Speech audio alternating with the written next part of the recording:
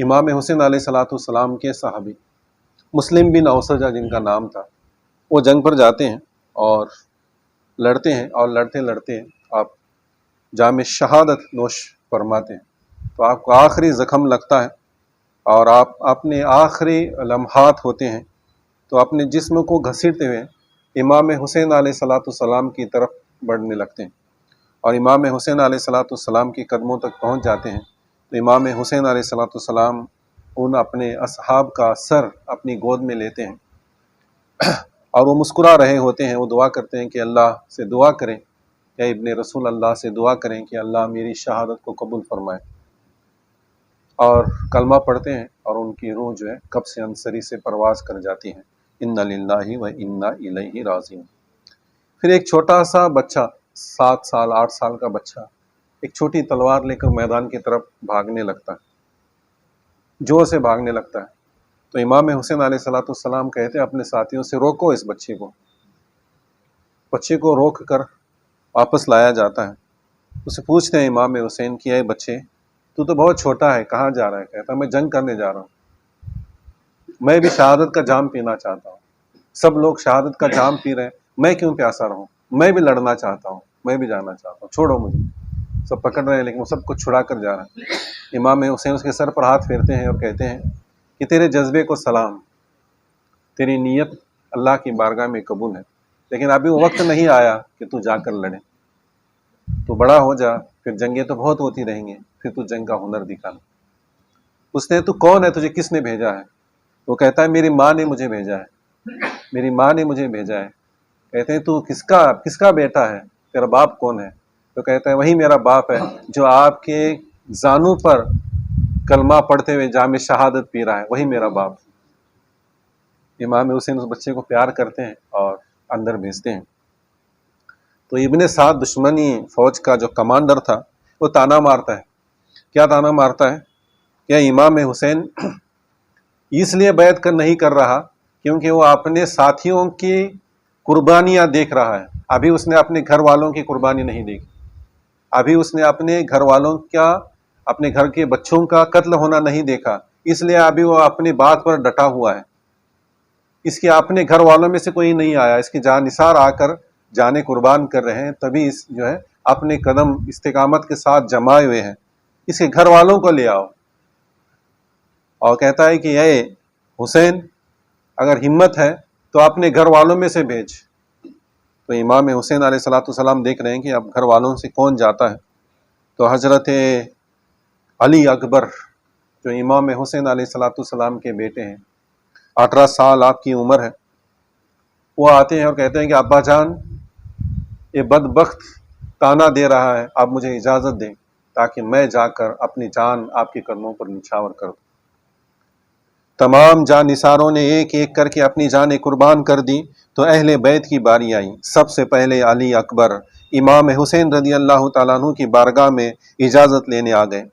18 سال نوجوان، حسن و جمال کا پیکر، چھبی مصطفیٰ صلی اللہ تعالیٰ علیہ وآلہ وسلم ہے۔ مدینہ منورہ کے لوگ جب حضور صلی اللہ تعالیٰ علیہ وآلہ وسلم کے دیدار کے لیے بیتاب ہوتے تو آ کر علی اکبر کی زیارت کر کے اپنے دل کو سکون دیا کرتے تھے۔ انہیں ہم شکل پیغمبر ہونے کا اعزاز حاصل تھا۔ امام علی مقام نے اپنے لخت جگر کو سینے سے لگا لیا، ماتھے کو چوما اور حسرت بھری نگاہوں سے دیکھتے رہے اور دعائیں دے کر مقتول کی طرف روانہ کر دیا۔ بیٹا جا، اور جا کر اپنی جان کا نذرانہ اللہ کی راہ میں پیش کر دے۔ علی اکبر شیر کی طرح میدان میں آئے۔ آپ کے روئے مبارک پر 4 گیسو تھے، 2 آگے 2 پیچھے۔ جب میدان میں آئے تو دشمن بھی دنگ رہ گئے۔ ابن سعد نے پوچھا کہ یہ کس کا ماہ پیارا ہے، اس کا چہرہ تو چاند سے بھی زیادہ روشن ہے۔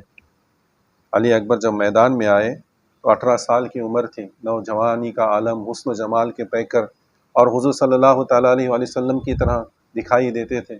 صحابہ کرام جب حضور کے دیدار سے تڑپ جاتے تھے کہ حضور کا دیدار نہیں ہوا، تو آ کر علی اکبر کو دیکھ کر اپنے دل کی پیاس کو بجھا لیا کرتے تھے۔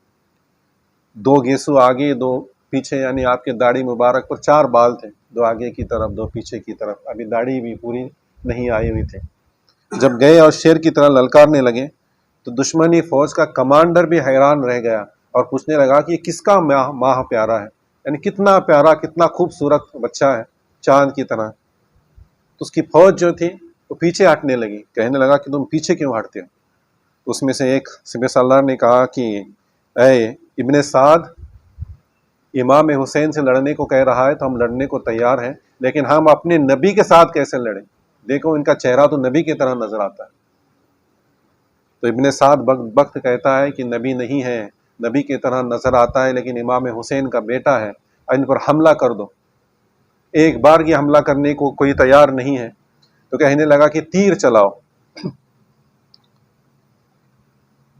علی اکبر کا امام حسین کا بیٹا علی اکبر ہے. یہ سنتے ہی ابن سعد لرز بر انجام ہوا، دشمن کی فوج پر ڈر چھا گیا.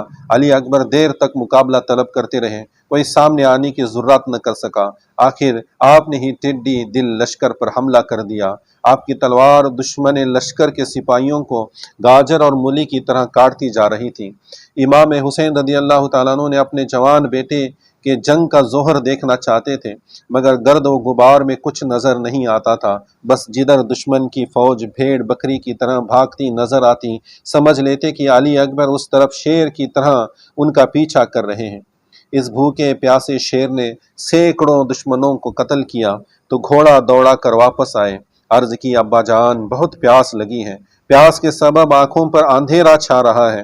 امام علی مقام نے فرمایا بیٹا پانی تو نہیں ہے، لیکن دیکھ میرے نانا جان کوثر کا جام لیے تیرا انتظار کر رہے ہیں. گھوڑا دوڑا کر پھر میدان میں گئے، بجلی کی طرح دشمنوں پر تلوار برسانے لگے. تھوڑی دیر بعد تھک کر رک گئے تو ایک بدبخت نے پیچھے سے نیزہ مارا، آپ زمین پر گر گئے. امام علی مقام گھوڑا دوڑا کر میدان میں آئے. دشمنوں نے علی اکبر پر سینکڑوں تلوار کے وار کیے تھے. ایک بدبخت کا نیزہ علی اکبر کے سینے میں پیوست ہو چکا تھا. امام علی مقام نے ان کے سر کو اپنی گود میں لیا. علی اکبر کہنے لگے ابا جان میرے سینے سے نیزے کا پھل نکال دیں تو پھر میں دشمن پر حملہ کر دوں. امام نے نیزے کا پھل کھینچا تو سینے سے خون کا فوارہ بہہ نکلا اور روح قبض انصری سے پرواز کر گئی. ان للہ و انا الیہ راجعون. امام حسین علیہ السلام کی عمر مبارک اس وقت 56 سال 5 ماہ 5 دن تھی، مگر سر انور اور داڑھی مبارک کا ایک بال بھی سفید نہیں ہوا تھا. لیکن جیسے ہی امام علی مقام نے اپنے جوان بیٹے کی لاش اٹھائی تو غم کے صدمے میں سارے بال سفید ہو گئے. سکینہ کہنے لگی کہ پھوپھی جان دیکھو ابا بڈھے ہو گئے، ابا بڈھے ہو گئے. حضرت علی اکبر علیہ السلام کی شہادت کے بعد اب امام حسین علیہ السلام دیکھ رہے ہیں کہ کون سا فاطمی پھول اپنی خوشبو بکھیرنے کو آتا ہے، اب کون شہادت کے عظیم مرتبے کو حاصل کرنے آتا ہے، اب کون علی اکبر کے ساتھ مل کر اپنے پیاسے ہونٹوں کے ساتھ آب کوثر کا جام پیتا ہے، اب کون سا شہادت کا دلہا مجھ سے اجازت لینے کے لیے آتا ہے. تو اتنے میں سامنے شہزادہ قاسم بن حسن علیہ السلام آ جاتے ہیں اور سلام عرض کرتے ہیں اور کہتے ہیں کہ چچا جان اب مجھے مقتل میں جانے کی اجازت دے دو. شہزادہ قاسم نہایت ہی خوبصورت اونچے قد والے کٹیل نوجوان تھے. امام حسن علیہ السلام کی نشانی جن کی نسبت سیدہ سکینہ سے طے ہو چکی تھی. امام علی مقام سیدنا امام حسین علیہ السلام مقام رضا پر فائز ہیں. فرماتے ہیں قاسم تو میرے بڑے بھائی کی نشانی ہے، میں تمہیں دیکھ کر اپنے بھائی کی یاد آتی ہے، میں تجھے مقتل میں جانے کی اجازت کیسے دوں؟ تو قاسم نے کہا کہ چچا جان یہ کیسے ممکن ہے کہ میں اپنے خون سے حق کی گواہی نہ دوں؟ جب تمام شہزادے شہادت کا جام پی رہے ہیں تو میں کیسے اس سعادت سے محروم رہ جاؤں؟ اگر آج آپ کے قدموں پر اپنی جان قربان نہ کر سکوں تو ابا جان کو کیا منہ دکھاؤں گا؟ امام حسین علیہ السلام خاموش کھڑے ہیں، اجازت نہیں مل رہی. شہزادہ قاسم تڑپ جاتے ہیں، اپنی ماں کی طرف جاتے ہیں اور اپنی ماں سے کہتے ہیں کہ ماں دیکھو ہر ایک کو اجازت مل رہی ہے اور ہر ایک شہادت کے جام کو پی رہا ہے، بس میں ہی محروم رہ گیا ہوں، مجھے بھی یہ شہادت کا جام پینا ہے. امی جان میری مدد کرو اور مجھے مقتل میں جانے کی اجازت دلا دو. ان کی ماں کہتی ہے کہ بیٹا تیرے ابا جان نے تیرے لیے ایک تعویذ بنایا تھا جو تیرے بازو پر بندھا ہے، اور مجھ سے فرمایا تھا کہ جب شہزادہ قاسم کوئی چیز تم سے شدت کے ساتھ طلب کریں، مانگنے لگے तो यह तावीज़ खोल कर उसे दे देना, उसका काम हो जाएगा। बेटा अपने बाजू पर बंधा हुआ तावीज़ खोलो और पढ़ो। शहजादा कासिम ने उसे पढ़ा तो खुश हुए और वह लेकर इमाम हुसैन अलैहिस्सलाम के पास पहुंचे और अर्ज करने लगे कि चचा जान, यह लो अब्बा जान का खत, जिसे आपने आखिरी वक्त ताबीज़ बनाकर मेरे बाजू पर बांध दिया था। इमाम हुसैन अलैहिस्सलाम ने वह ताबीज़ पढ़ना शुरू किया तो आंखों से आंसू जारी हो गए। उसमें लिखा था कि हुसैन मेरा बेटा, तुझसे अगर किसी बात की इजाज़त मांगे तो उसे उस बात की इजाज़त दे देना। इमाम हुसैन अलैहिस्सलाम ने कहा कि मैंने ज़िंदगी में कभी इमाम हसन का हुक्म नहीं टाला, तो अब कैसे टाल सकता हूँ। बेटा कासिम, तुम्हें जंग पर जाने की इजाज़त है और आओ मैं तुम्हें तैयार करूँ, शहादत के सेज पर दूल्हा बनाकर भेजूं। और जिरा और कवच पहनाने लगे, लेकिन जिरा उन्हें नहीं आ रही थी। आप बहुत ही खूबसूरत, ऊंचे, तगड़े जिस्म के मालिक थे। इमाम हुसैन अलैहिस्सलाम ने उन्हें हथियार लगाया, तलवार, नेज़ा, ढाल और दुआओं के साथ मक्तल की तरफ रवाना कर दिया। अल-विदाया वल निहाया में इब्न कसीर रिवायत करते हैं कि दुश्मनी फौज ने देखा कि अहले बैत के खैमों में से खूबसूरत और कटियल नौजवान निकला, जिसका चेहरा चौदहवीं के चांद की तरह चमक रहा था और वो शेर की तरह ललकार रहा था। उसके हाथ में तलवार बिजली की तरह लहरा रही थी।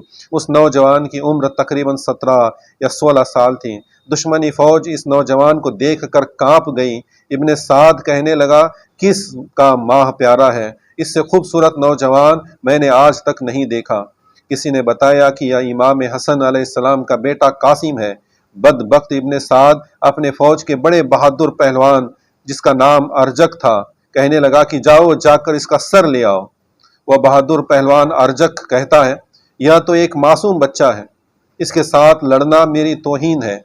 मेरे जैसा बहादुर और शह सवार इस छोटे से बच्चे का मुकाबला करे, मैं इसे अपनी तौहीन समझता हूँ। इसके लिए तो मेरा बेटा ही काफ़ी है। वह अपने 4 बेटों के साथ इस जंग में शामिल था।